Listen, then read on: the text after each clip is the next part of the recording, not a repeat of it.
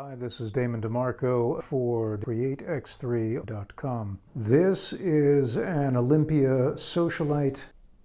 You can see that the bottom plate here has 1, 2, 3, 4, 5, 6 screws.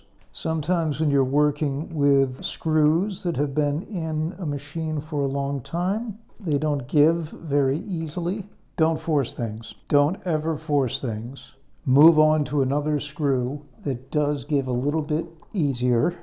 Sometimes when you remove the pressure on one screw, it ends up removing the pressure on a different screw higher up or lower down simply because the metal has been relaxed a little bit. There's one screw that is being really finicky, and so I'm going to hit that one with PB'Blaster to try and loosen it up and probably let it sit overnight. This stuff stinks to high heaven. It's very effective. Here it is, right? PB'Blaster, see that? Croil is another compound. Sometimes if you just spray that on there or dab it on there, leave it overnight, it does wonders sometimes with old fatigued metal parts. You know, you should wear some kind of a face covering, and you should do it in a well-ventilated area. I don't want to breathe in those fumes. And we're just going to hit this with a little dose of the PB'Blaster.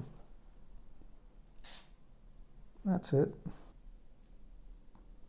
One thing that I was taught when I took a basic typewriter restoration class at Philly Typewriters in Philadelphia, Pennsylvania, with screws, a lot of times what you want to do, let me just put this camera down, rather than torque like this to try and break a screw that is really set in there, put 80% of the pressure into the head of the screw and 20% torque. And what that generally does is it relieves a lot of the stress on the grooves of the screw by pushing them into the machine, and then you just give it a little torque and it may release itself.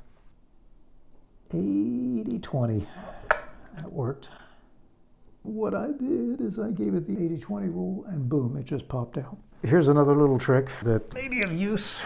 I was using this tiny screwdriver to handle these screws on the back because they were the right size for the screwdriver.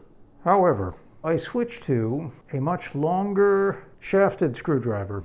You can see here the comparison between the shafts. Sometimes you have to use a long shafted screwdriver because it gives you all that more torque that you can get in there. And like I said before with the 80%, 20% rule, when you use the longer the shaft of the screwdriver, the more force you can get in on that 80%. And lo and behold, that's exactly what did the trick here with a little bit of the PB'Blaster. I hope that helped. Thank you so much for watching. Please make sure to hit subscribe. It's around here. It's like here, or hit subscribe. Thank you so much for doing so. Again, I'm Damon DiMarco for createx3.com. Stay happy, stay healthy, and stay creative.